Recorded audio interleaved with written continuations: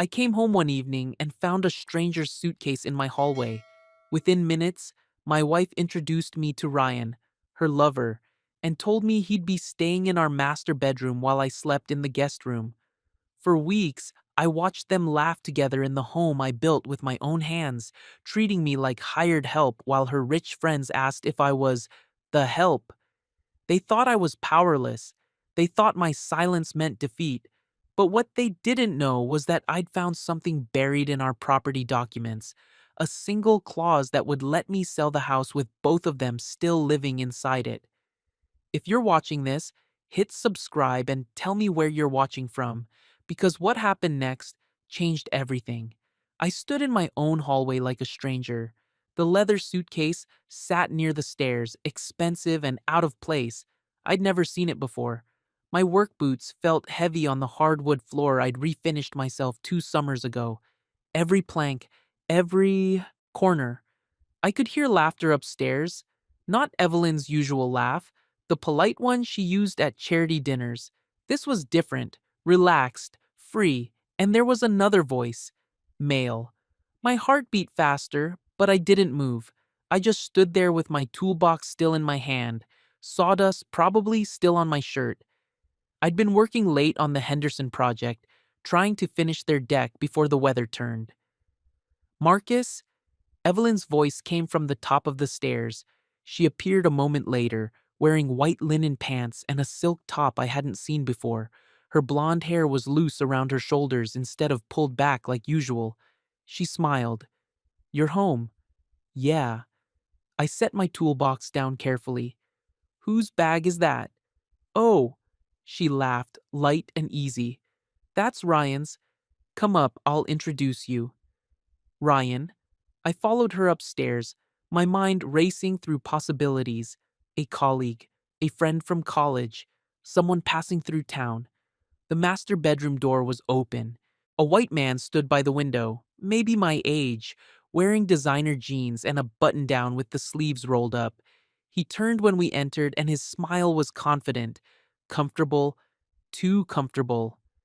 "Marcus, this is Ryan Whitaker. Ryan, my husband Marcus." Ryan extended his hand. "Good to finally meet you, man. Evelyn's told me so much about you." I shook his hand because that's what you do. His grip was firm, assertive. "Ryan's going through a difficult time," Evelyn said, touching his arm briefly. "He's going to stay with us for a while." The words didn't make sense at first. "Stay?" I repeated. "Just until he gets back on his feet." Evelyn moved to the dresser, adjusting a picture frame. "His apartment lease fell through, and with everything else he's dealing with, I offered him our guest room." "Actually," Ryan said, glancing at Evelyn, "we thought it made more sense if I took the master. More space, better bathroom. You know?" I looked at my wife, waited for her to correct him, to laugh it off. She didn't. "Marcus, you don't mind using the guest room for now, do you?" Her tone was casual, like she was asking me to pick up milk. "It's just temporary." "The guest room, in my own house. We can talk about this," I said quietly. "There's nothing to talk about." Evelyn's smile tightened slightly. "Ryan needs support right now, and we have the space. It's the compassionate thing to do." Ryan watched us, his expression unreadable. I felt something shift inside me, something cold and clear. "Sure," I said. "Whatever you need." Evelyn's face relaxed. "Thank you, honey. I knew you'd understand." She kissed my cheek quickly. "Why don't you get cleaned up? We're ordering Thai for dinner." I nodded and left the room, our room, walking down the hall to the guest bedroom, the smaller one, the one with the window that overlooked the neighbor's fence instead of the garden I'd planted. I closed the door and sat on the edge of the bed. The sounds of their laughter drifted through the wall. Dinner was worse. I showered and changed, trying to process what was happening. Maybe I'd misunderstood. Maybe this was some kind of test, or Evelyn was helping someone in genuine need. But when I came downstairs, Ryan was at the kitchen counter, pouring wine like he lived here. "Red or white?" he asked Evelyn, not looking at me. Red, the Cabernet. He poured 2 glasses, then glanced my way. Oh, Marcus, want some? I moved to the fridge. I'll get a beer. Suit yourself. The food arrived, and we ate at the dining table I'd built from reclaimed wood. Evelyn had wanted something rustic but elegant. I'd spent weeks getting it right, sanding and staining until it was perfect. Ryan sat at the head of the table. My seat. I took the chair across from Evelyn. So, Marcus, Ryan said, twirling pasta on his fork, Evelyn mentioned you're in construction? I'm a contractor. I run renovation projects. That's cool, real hands-on. Work, he smiled. I'm in finance, investment consulting. More of a mental game, you know? Evelyn laughed. Ryan's being modest. He handles portfolios for some of the biggest names in the city. Handled, Ryan corrected. Past tense. That's part of why I'm in this situation. The firm downsized. Politics, really. I'm sorry to hear that, I said. Yeah, well, he shrugged. It's temporary. I've got headhunters calling already. Just need to play it smart. The conversation moved on. They talked about people I didn't know, restaurants I'd never been to, investment strategies I didn't follow. Evelyn was animated in a way I hadn't seen in months, her eyes bright, her laugh frequent. I ate my food and said little. At one point, Ryan leaned back in his chair. This is a great place, by the way. I was telling Evelyn earlier, you can really tell a professional lived here. Everything's so put together. Marcus did most of the work himself, Evelyn said absently, checking her phone. No kidding? Ryan looked around. Huh, talented guy. Something in his tone made my jaw tighten. Well, I'm exhausted, Evelyn announced, standing. Long day. Ryan, let me show you where the towels are. They disappeared upstairs together. I sat alone at the table, staring at 3 wine glasses and 1 beer bottle. After a while, I cleaned up, loaded the dishwasher, wiped down the counters, normal things, automatic things. Then, I went to the guest room. The bed was smaller than I was used to. The sheets smelled like lavender detergent instead of the cedar scent Evelyn preferred. I lay in the dark, listening, footsteps in the hallway, the master bedroom door closing, muffled voices, then laughter again, then silence. I picked up my phone and opened my messages with Evelyn. Can we talk? 3 dots appeared immediately. About what? About this situation. Marcus, please don't make this difficult. Ryan is going through something and needs support. I thought you'd be mature about this. I am being mature. But this feels wrong. That's your insecurity talking. Get some sleep. The dots disappeared. No good night, no heart emoji, nothing. I stared at the ceiling for a long time. The crown molding up there. I'd installed that. Cut each piece at precise angles, filled every gap. Evelyn had wanted elegance throughout the house, and I'd given it to her. I'd given her everything. And now I was sleeping in the guest room while another man occupied our bed. Morning came too early. I woke to the smell of coffee and something cooking. For a moment, I forgot where I was. Then reality settled back in, heavy and suffocating.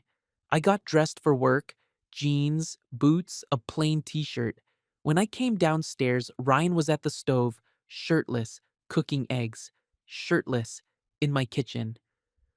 Morning, he said cheerfully. Want some breakfast? I make a mean scramble. I'm good. Evelyn appeared from the living room, already dressed for the office in a tailored suit. Oh, good, you're both up. Ryan, that smells amazing. She kissed his cheek. Not mine. His.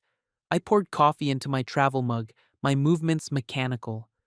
Marcus, can you grab the pepper? Evelyn asked, sitting at the counter. I handed it to her without speaking. Ryan plated the eggs with a flourish. Here we go. Gourmet breakfast, courtesy of yours truly. You spoil me, Evelyn said, taking a bite. Marcus, are you sure you don't want any? I need to get to the site. Always working, Ryan said, glancing at Evelyn. No wonder you need someone around here to keep you company. They both laughed. I drank my coffee, scalding hot, and welcomed the burn.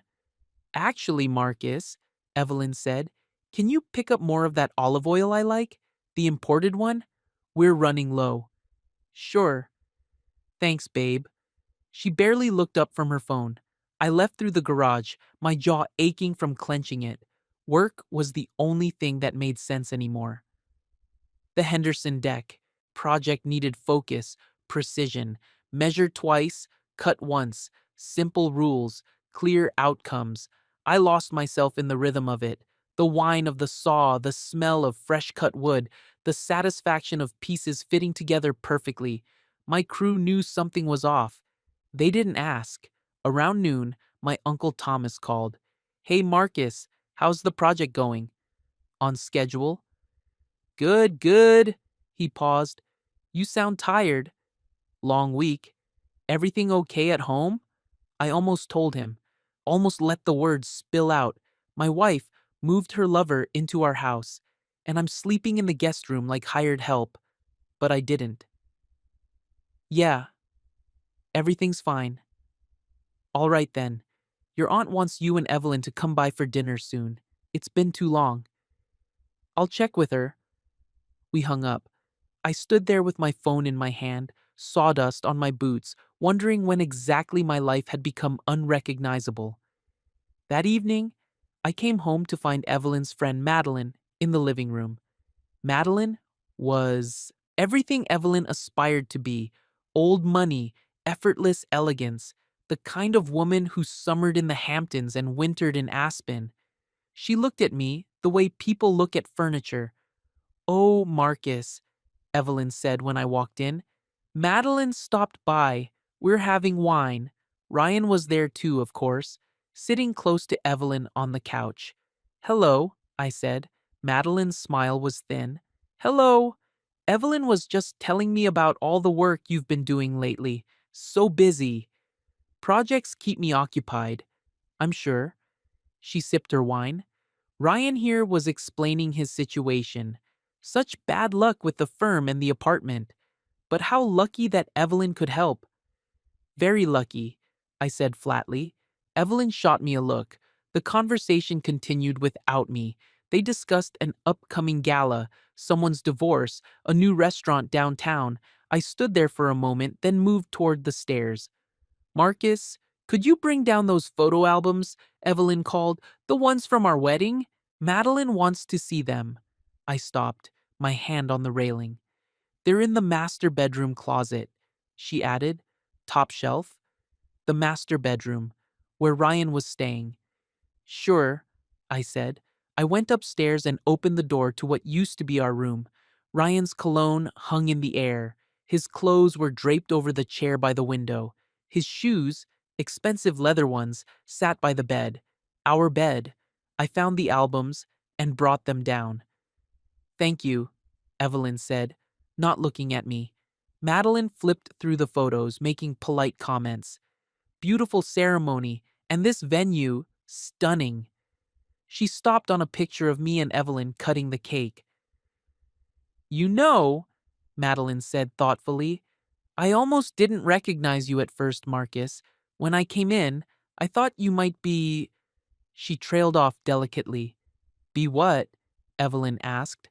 Well, Madeline laughed softly. The help, I suppose, with the work clothes and everything. Silence. Ryan's eyebrows rose slightly. Evelyn smiled. Marcus does work with his hands. No, he's my husband. Not that's inappropriate. Just Marcus does work with his hands. Something inside me went very still. I should let you all catch up, I said quietly. Nobody stopped me. I went to the garage and closed the door behind me. The garage had always been my space. My tools hung on the pegboard in precise order. My workbench was clean and organized. This was where I came to think. I sat on the old stool by the bench and let my mind clear. The house. Our house. Evelyn had inherited money from her grandmother. enough to buy this place outright, but I'd been the one to make it a home. I'd renovated every room, updated the plumbing, rewired the electrical, built custom shelves and cabinets. We'd married young, fast.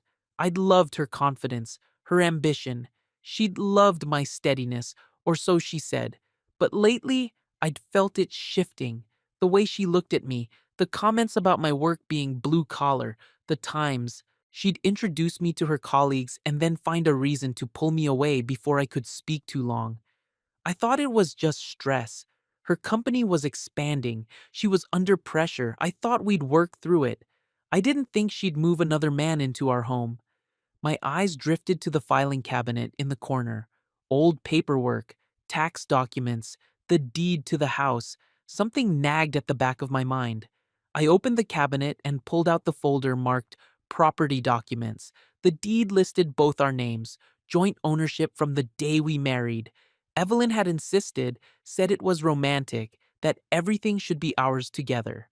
I skimmed through the legal language, my eyes catching on a paragraph I'd never paid attention to before.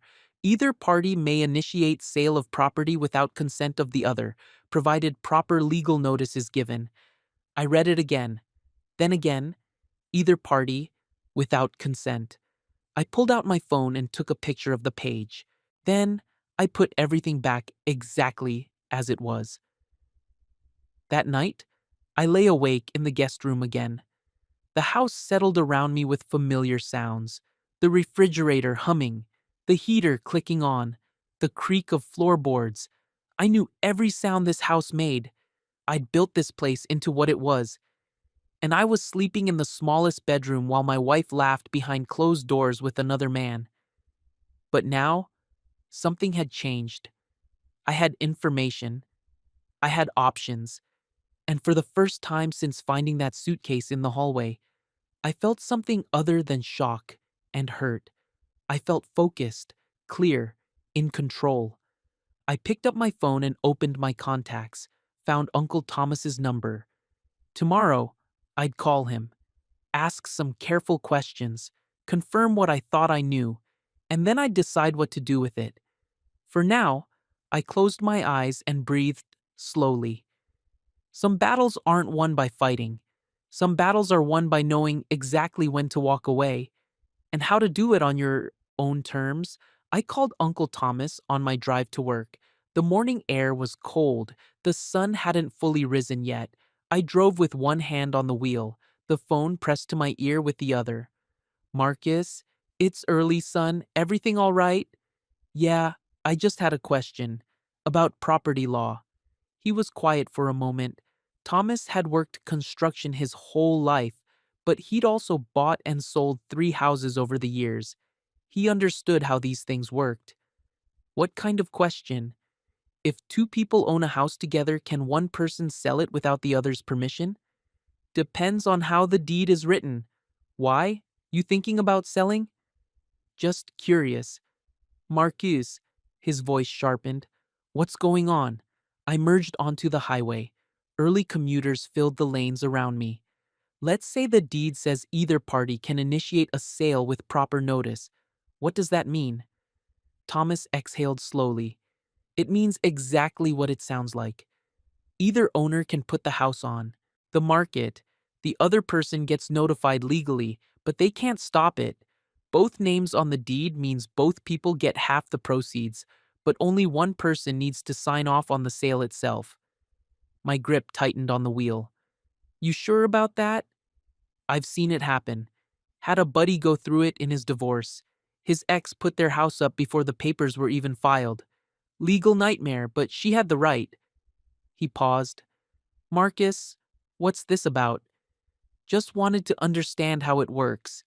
Son, I need to get to the site, Uncle Thomas. Thanks for the information. Marcus, wait. I ended the call. My hands were steady on the wheel. My breathing was even. I knew what I needed to know. Work that day felt different. I measured boards with extra precision, checked levels twice. My crew noticed the change in my focus, but didn't comment. They knew when to leave me alone. Around lunch, I sat in my truck, and made another call. Clara Monroe was the best real estate agent in the county. I'd met her years ago when she'd helped my cousin buy his first house. She was professional, discreet, and didn't ask unnecessary questions. Clara Monroe speaking? Ms. Monroe, this is Marcus Hale. I don't know if you remember me. Of course I remember you. You built that beautiful deck for the Johnsons on Maple Street. How are you? I'm well. I was hoping we could meet. I have some questions about selling a property. Your property? Yes, ma'am. She didn't hesitate. I have an opening tomorrow at 2. Would that work? Perfect. I'll text you the address of my office. And, Marcus, bring any documentation you have. Deed, mortgage information, that sort of thing. I will, thank you. I sat in my truck for a while after that, eating a sandwich I couldn't taste. The plan was forming in my mind. Clear and simple. No drama, no confrontation, just action. That evening, I came home to find Ryan cooking again. He'd made himself comfortable in my kitchen, knew where the pans were, where the spices lived. He moved around like he owned the place. Hey, Marcus, he said without turning around. Evelyn's working late. Conference call with London. I'm making pasta. Okay. Want some? No thanks. I grabbed a beer from the fridge and headed to the garage. You spend a lot of time out there, Ryan called after me. I didn't respond. In the garage, I pulled out the property documents again, made copies on the small printer I kept for invoices, put the originals back carefully. Then, I sat at my workbench and stared at the copies. Half this house was mine. I'd earned it. Not with money, but with sweat and time and skill. Every improvement, every repair, every detail that made this place special. And I could sell it. I could sell it, and there was nothing Evelyn could do to stop me. The door from the house opened. Evelyn stepped into the garage, still in her work clothes. There you are, she said. Why are you hiding? Out here? Not hiding, just thinking. She leaned against the doorframe. About what? I looked at her, really looked at her. The woman I'd married, the woman who used to kiss me goodbye every morning, who used to ask about my day, who used to look at me like I mattered. Nothing important, I said. Well, come inside, it's cold out here. I'm fine, she sighed. Marcus, I know this situation is strange, but Ryan will be gone soon. Just be patient. How soon? I don't know. A few weeks? A month? He needs time. And you need to be the one who helps him? Her expression hardened. Yes, I do. He's been a good friend to me. How long have you known him? What does that matter? Just curious. A few months. We met at a networking event. She crossed her arms. Why are you being difficult about this? I'm not being difficult. I'm asking questions. Questions that sound like accusations. I stood up slowly, walked toward her, stopped a few feet away. Evelyn, do you want to be married to me? She blinked. What kind of question is that? A simple one. Of course I do. Don't be ridiculous. Then why is another man sleeping in our bed? Because you're being insecure and making this bigger than it is. Her voice rose. Ryan is a friend who needs help, that's all. If you can't handle that, then maybe you're not as mature as I thought. I nodded slowly. Okay. Okay? She looked confused. That's it? Yeah, that's it. I walked past her back into the house. Behind me, I heard her frustrated sigh. The next day, I met Clara at her office. It was a small building downtown, tastefully decorated. She greeted me with a firm handshake and led me to a conference room. So, she said, settling into her chair, tell me about this property. I slid the documents across the table. She reviewed them carefully, her expression professional and focused. After a few minutes, she looked up. This is straightforward. Joint ownership, either party's sale clause. You can absolutely list this property. Without my wife's signature, you'll need to provide her with legal notice, but you don't need her permission to list it or sell it.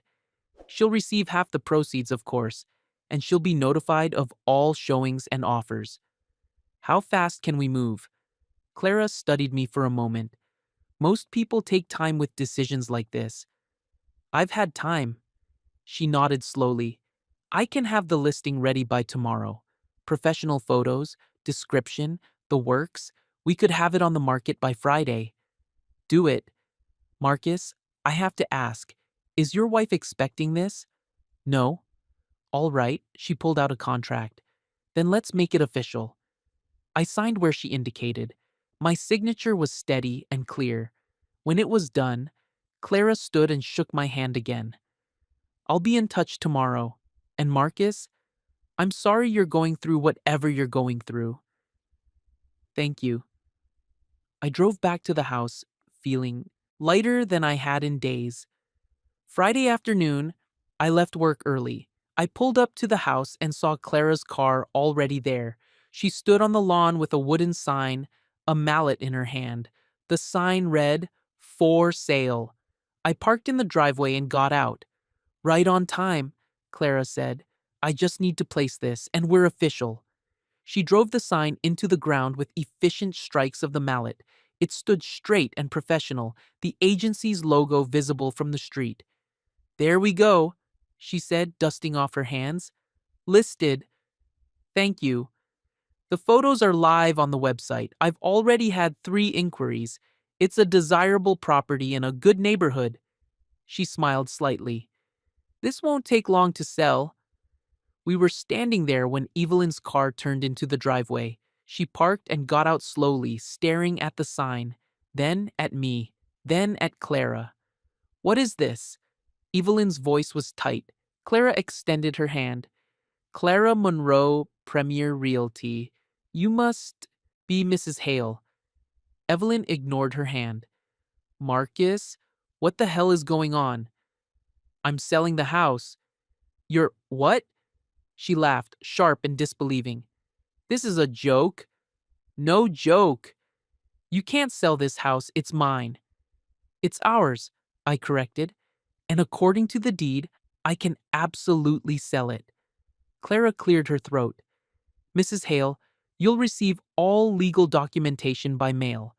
You're entitled to half of the sale proceeds, and you'll be kept informed of all showings and offers. Evelyn's face flushed red. Get off my property. It's not just your property, Clara said calmly. If you'd like to review the deed, I'm happy to get off my property. Clara looked at me. I nodded. I'll be in touch, Marcus, she said, walking to her car. As soon as Clara drove away, Evelyn turned on me. Are you insane? No. You can't sell my house. Our house. And yes, I can. This is because of Ryan, isn't it? You're being petty and jealous, and I'm being practical. Ryan appeared in the doorway, drawn by the shouting. He took in the sign, Evelyn's fury, my calm expression. What's happening? He asked. Marcus is having a breakdown, Evelyn snapped. He's trying to sell the house out from under us. Ryan walked down the driveway, studying the sign. Can he actually do that? Apparently, I said. He laughed. Okay, this is a bluff, right? To make some kind of point? I looked at him directly. No bluff. His smile faded. Evelyn grabbed my arm. Marcus, stop this right now. Call that woman back and cancel it. I pulled my arm free gently. No, I'm your wife. Then act like it. The words hung in the air between us. Evelyn's eyes widened. How dare you? I'm going inside, I said. You two should probably start thinking about where you'll go when this sells. I walked past them into the house. Behind me, Evelyn's voice rose in anger. Ryan's joined hers. They argued and shouted and demanded. I closed the door and locked it. Then I went to the guest room, laid on the bed, and smiled at the ceiling. The weekend was chaos. Evelyn tried everything. Tears, anger, bargaining, threats. She called her lawyer. He confirmed what Clara had said. The sale was legal. She tried to get me to talk. I stayed quiet. She tried to guilt me. I didn't engage. Ryan walked around the house like a ghost, his confidence shattered. On Saturday, Clara called. We have our first showing tomorrow at 10 a.m. A young couple pre-approved for financing. Very interested. Perfect. They'll need access to the whole house, Marcus. I understand. Including the master bedroom. I understand. I hung up and found Evelyn in the living room. There's a showing tomorrow at 10, I said. She looked up from her laptop. What? People coming to view the house. You'll need to make sure it's presentable. Her mouth opened, closed. You're serious? Yes. Marcus, this is insane. You can't just. People can't. Just walk through my home. Our home. And yes, they can. Ryan stood in the doorway. Maybe we should talk about this. All of us, like adults. I'm done talking, I said. Sunday morning, I was up early. I cleaned the guest room, made sure the bathrooms were spotless, straightened the living room. Evelyn stayed in the master bedroom, didn't come out. Ryan paced nervously downstairs. At exactly 10 a.m., Clara arrived with a young couple. The husband was maybe 30, clean-cut and eager. The wife was pregnant, glowing with excitement. This is it? She asked, looking up at the house. Oh, Michael, it's beautiful. Clara smiled. Let's take a look inside.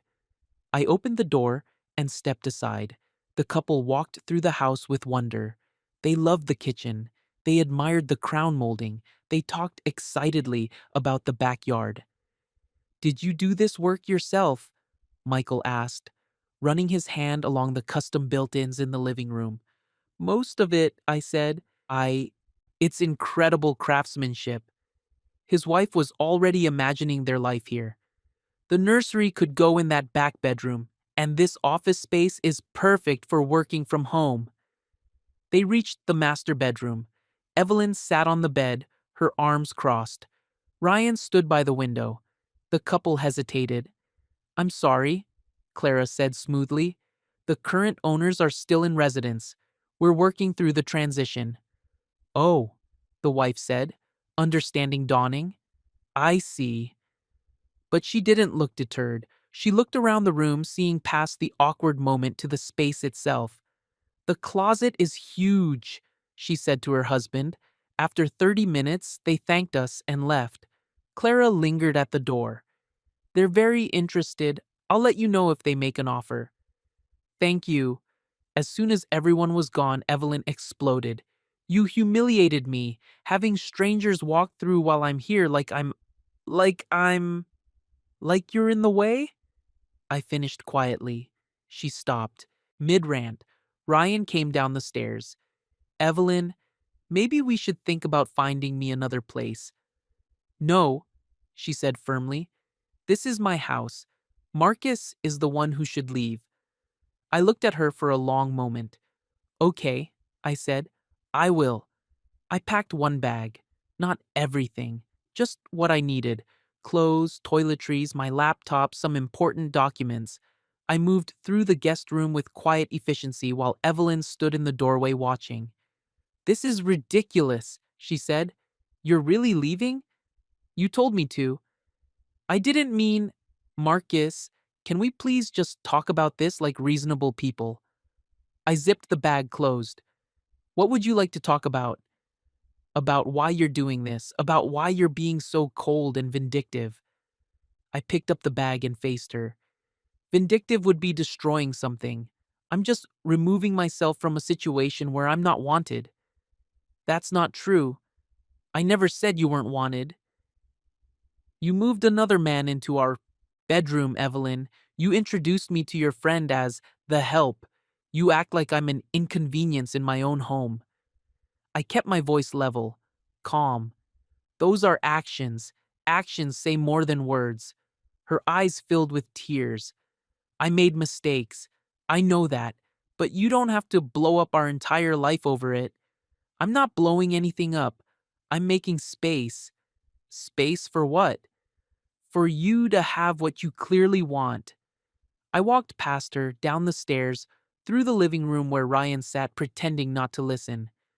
Marcus, wait, Evelyn called, following me. Where are you going? I'll let you know once I'm settled. This is crazy. You're being crazy.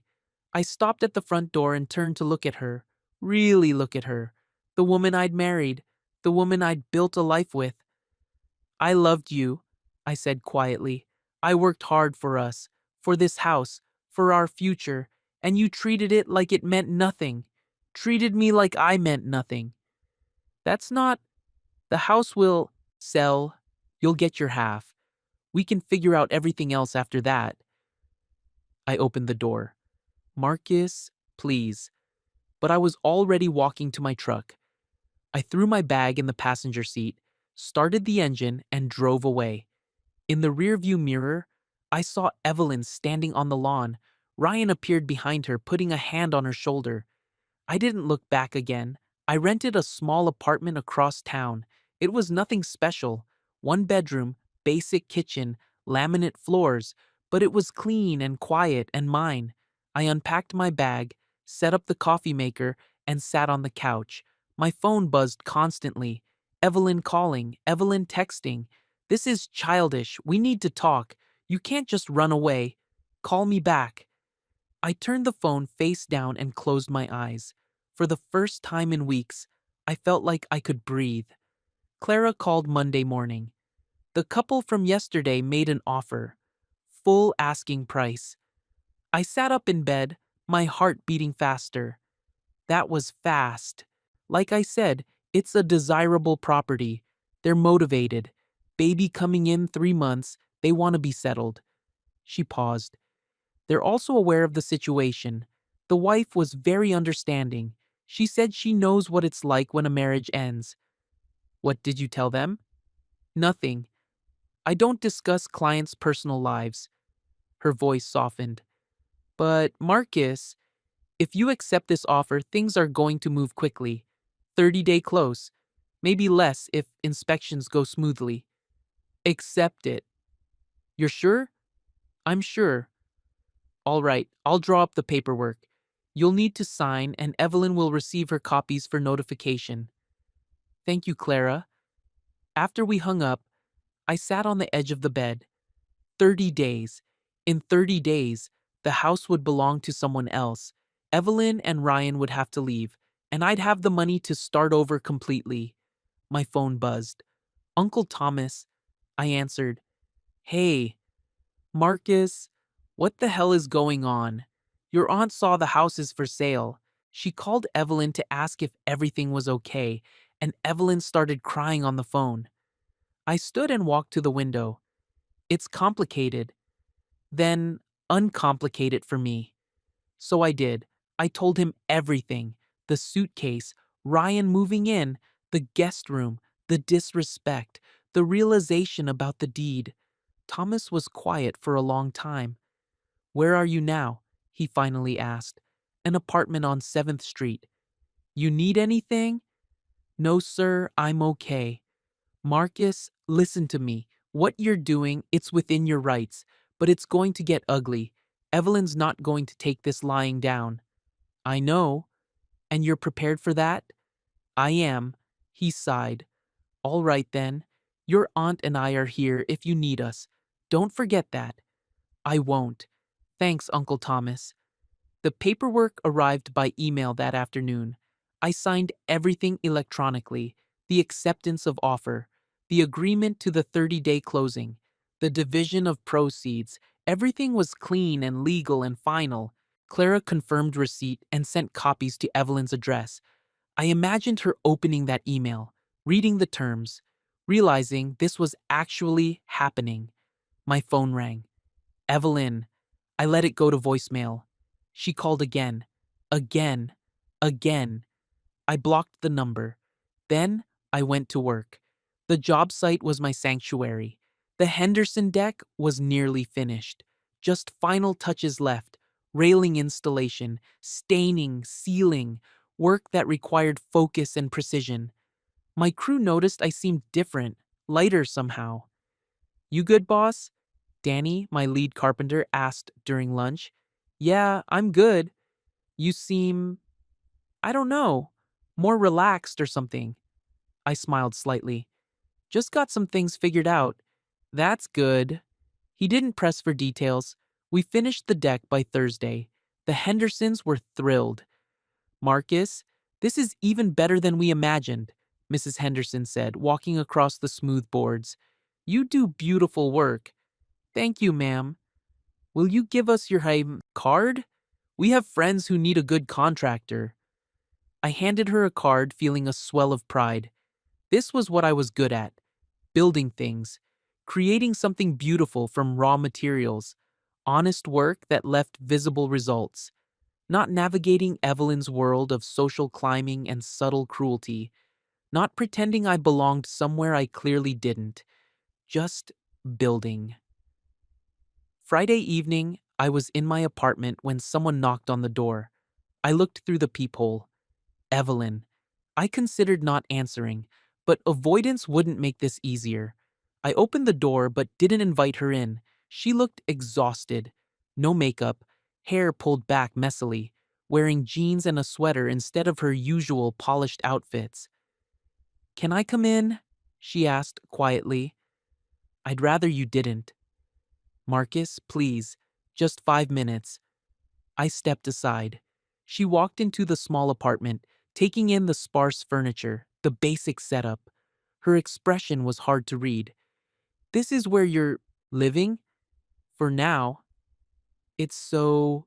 She trailed off. Small? Plain? Not up to your standards? She flinched. I wasn't going to say that. But you were thinking it. She sat on the couch uninvited. I remained standing. I got the paperwork, she said. The offer, the closing date. Good. Marcus, you can't do this. I already did. Then undo it. Call it off. Tell them you changed your mind. No. Her hands twisted in her lap. Why are you being so stubborn? Why are you surprised? I crossed my arms. What did you think would happen, Evelyn? You bring another man into our home, push me out of our bedroom, treat me like I'm beneath you, and I'm just supposed to accept it. I never treated you like you were beneath me. Your friend asked if I was the help. You didn't correct her. That was Madeline being Madeline. She's always tactless. And you let her be tactless about your husband. Evelyn stood abruptly. Fine, I screwed up. I admit it. I handled things badly with Ryan. I should have talked to you first. I should have been more sensitive. Her voice cracked. But you're destroying everything over it. I'm not destroying anything. I'm walking away. From our marriage. You walked away first, I said quietly. You just didn't leave the house. Tears spilled down her cheeks. I don't want a divorce.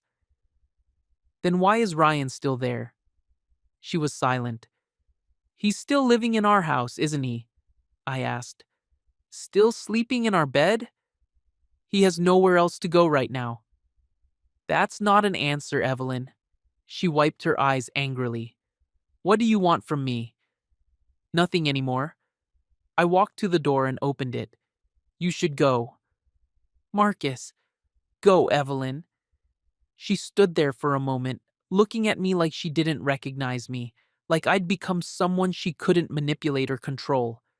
Finally, she walked past me out the door. I closed it behind her and leaned against it, my heart pounding. This was harder than I'd expected, but I didn't regret it. The weekend passed slowly. I cleaned the apartment, bought groceries, cooked simple meals, watched TV without really seeing it. Sunday evening, Clara called. Small hiccup. The buyers want to move the closing up. They found out their current lease ends earlier than they thought, and they're hoping to close in 3 weeks instead of 4. That's fine with me. Good. I'll coordinate with all parties. Oh, and Marcus, there's a final walkthrough scheduled for this Wednesday. The buyers want to take measurements for furniture. Okay. Evelyn has been notified. Just wanted to make sure you knew. After we hung up, I sat in the darkening apartment. 3 weeks. In 3 weeks, it would all be over. Wednesday afternoon, I met Clara at the house. I hadn't been back since I left. The driveway felt unfamiliar as I pulled in behind Clara's car. The for sale sign still stood in the yard, but now it had a red banner across it. Under contract. Clara was waiting by the front door. The buyers should be here in 10 minutes. Is Evelyn home? I don't know. Well, she was notified. We went inside together. The house felt different, colder somehow. The living room was messier than I'd ever kept it. Dishes sat in the sink, mail piled on the counter. Ryan appeared from upstairs. Oh, you're here. Walk through, I said simply. He nodded, looking uncomfortable. Evelyn's running late. Work thing. That's fine. The buyers don't need her here. We stood in awkward silence until the doorbell rang.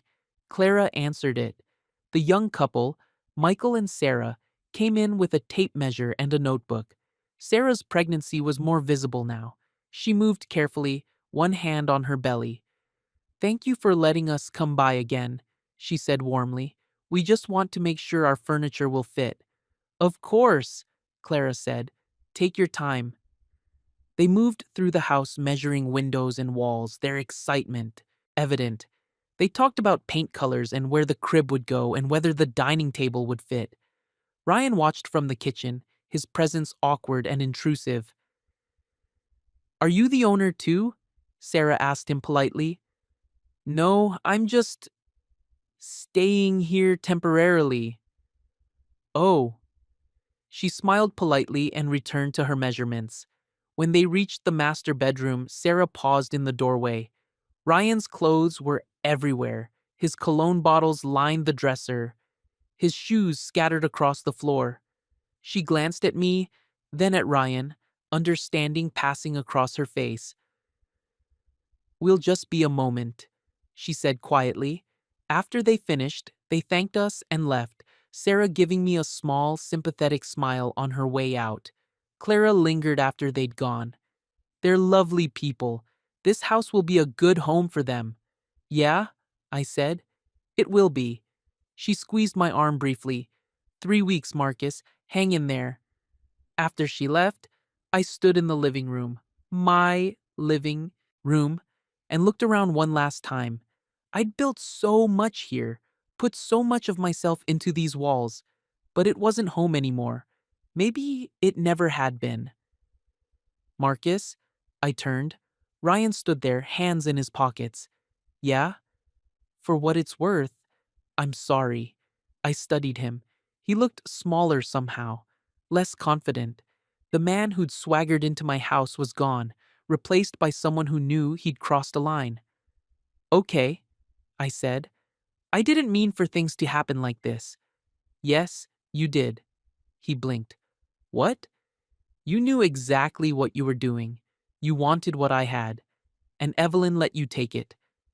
I picked up my keys, but now neither of you have it, so I guess that's fair. I walked past him to the door. Where will you go? He asked. I looked back at him. Wherever I want, without either of you weighing me down. Then I left, closing the door on the house, the marriage, and the life I'd thought I was building. 3 weeks, I reminded myself. Just 3 weeks.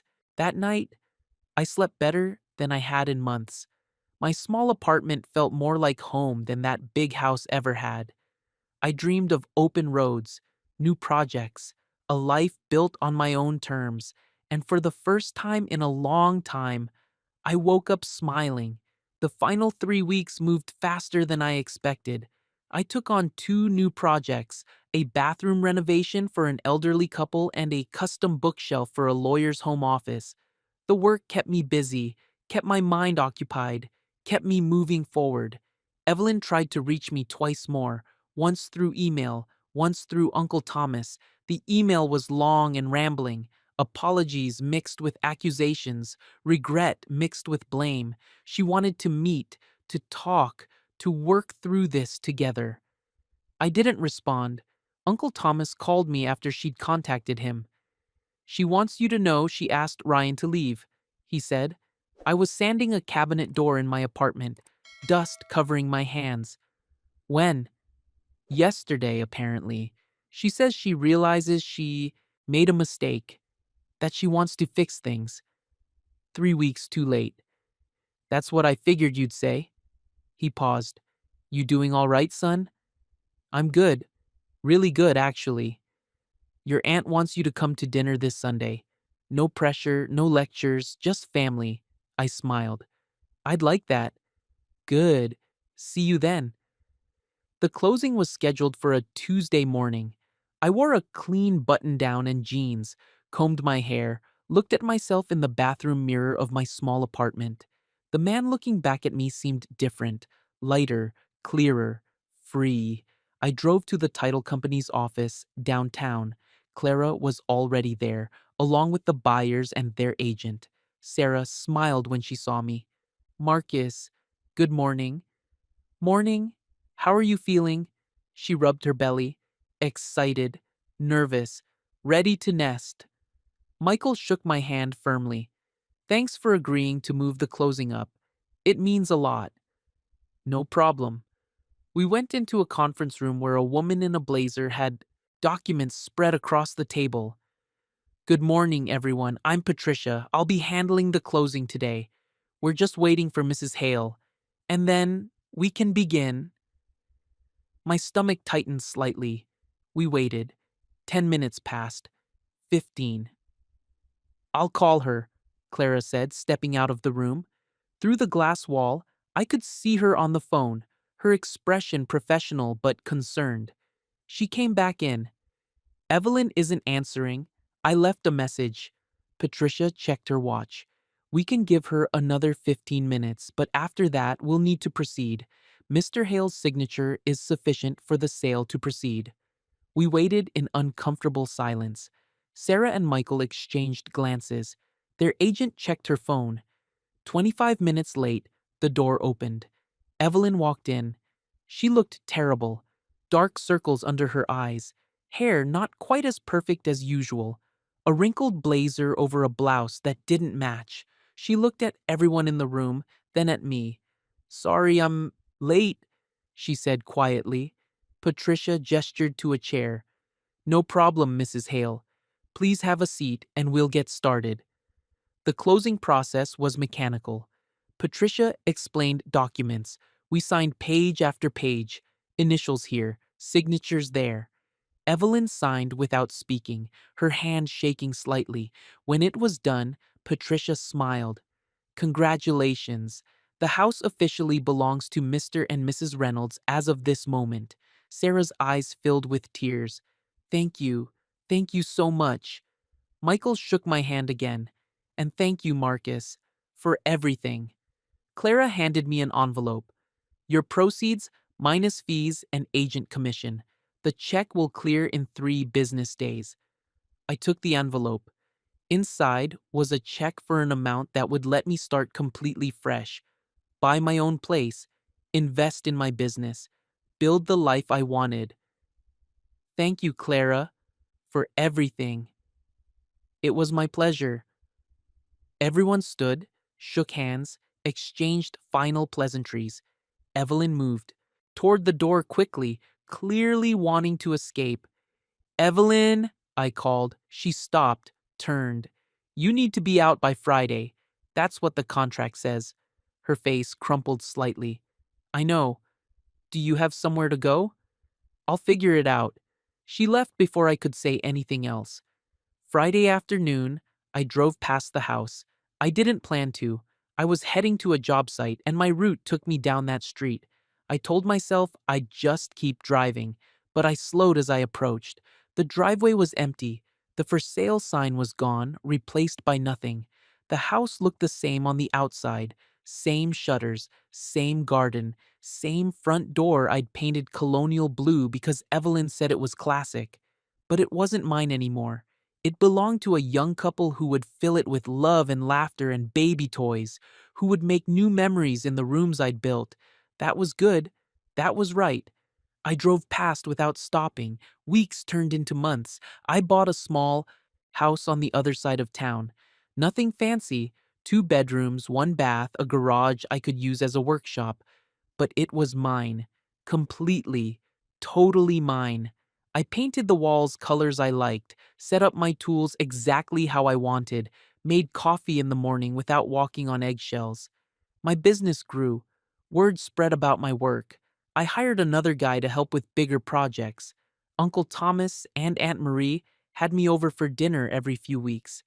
They never asked about Evelyn unless I brought her up first. I didn't bring her up. The divorce papers came 4 months after the house sold. Evelyn wanted a clean break, her lawyer said. No alimony, no drama, just done. I signed without hesitation. One Saturday morning, I was at the hardware store picking up supplies when I saw Madeline. She was in the paint section, looking at color samples with a bored expression. She saw me at the same time I saw her. Her eyes widened slightly. Then she looked away quickly, pretending she hadn't noticed me. I walked past her to the lumber section. Behind me, I heard her phone ring, heard her answer in that affected voice she used. Evelyn, darling. Yes, I'm at the store. You need anything? I kept walking, but her voice carried.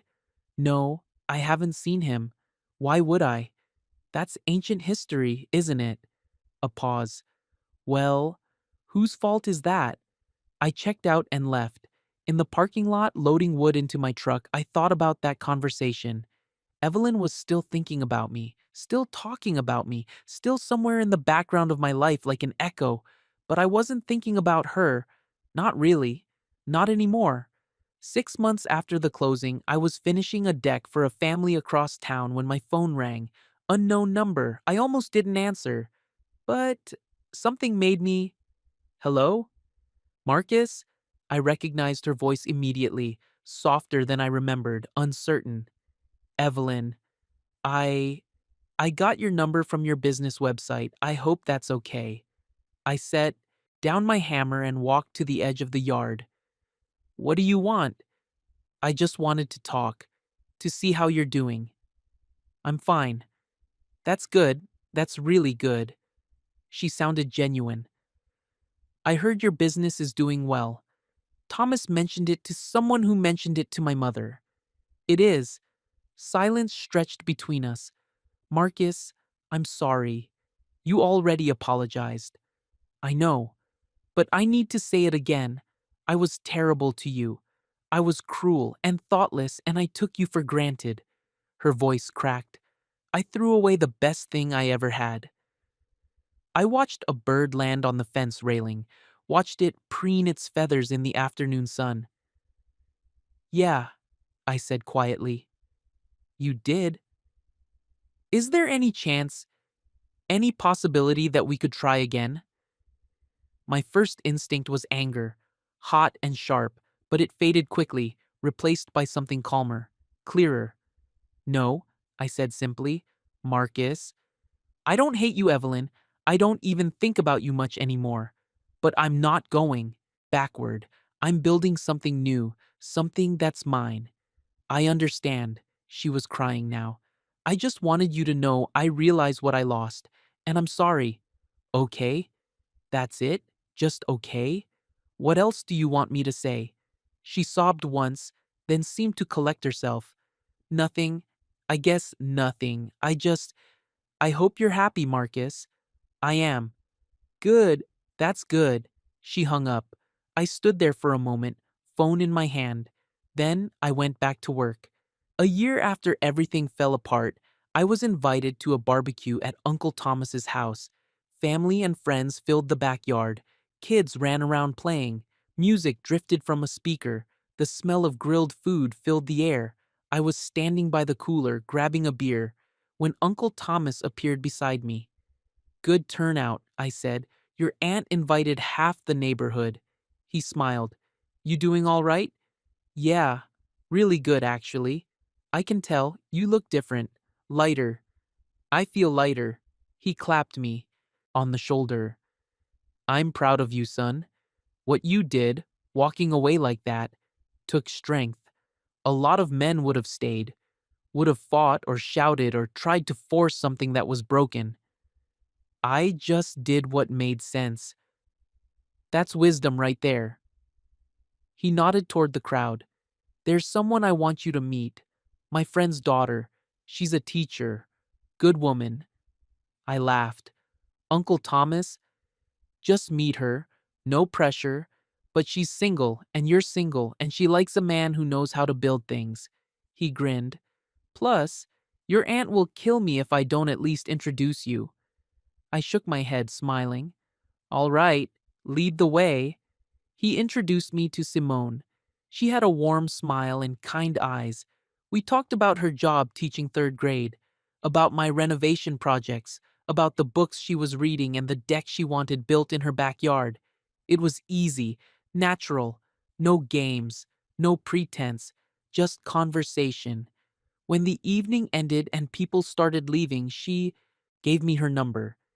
In case you want to give me an estimate on that deck, she said with a smile that suggested she meant more than just the deck.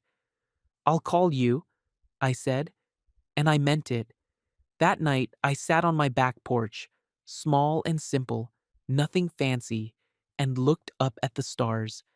I thought about everything that had happened, the betrayal, the humiliation, the anger, and then the clarity, the action, the freedom. Somewhere across town, Evelyn was living in an apartment, according to what I'd heard. Ryan had moved to another city months ago. The house belonged to a happy family with a new baby, and I was here, in my own home, running my own business, building my own life, no longer defined by what someone else thought I should be, no longer quiet because I was powerless, quiet now because I had nothing left to prove. My phone buzzed. A text from Simone. Thanks for the conversation tonight. Hope to hear from you soon. I smiled and texted back. You will. I leaned back in my chair and closed my eyes.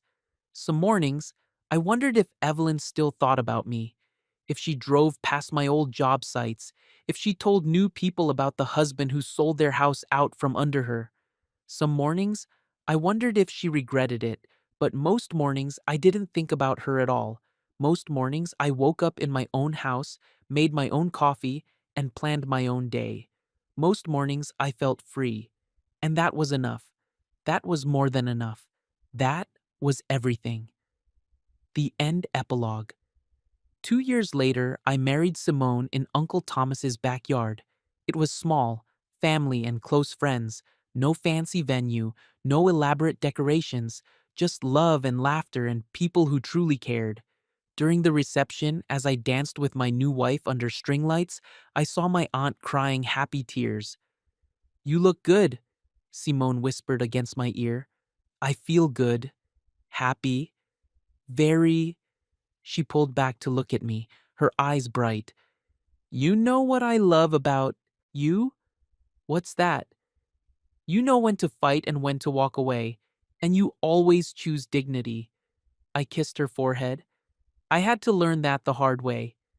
The best lessons usually are. We danced until late into the night, until the stars came out, until the last guest left and it was just us. Simone and I drove to our house, not big, not fancy, but ours, and sat on the back porch. Happy? She asked again. Happy, I confirmed, and somewhere, in some other part of the city, maybe Evelyn was thinking about what she'd lost, or maybe she wasn't. It didn't matter anymore, because I'd learned the most important lesson of all. Some victories aren't loud, some victories are quiet, some victories are simply waking up every day and choosing yourself, choosing dignity, choosing peace, and in the end, that's the only victory that matters. The end.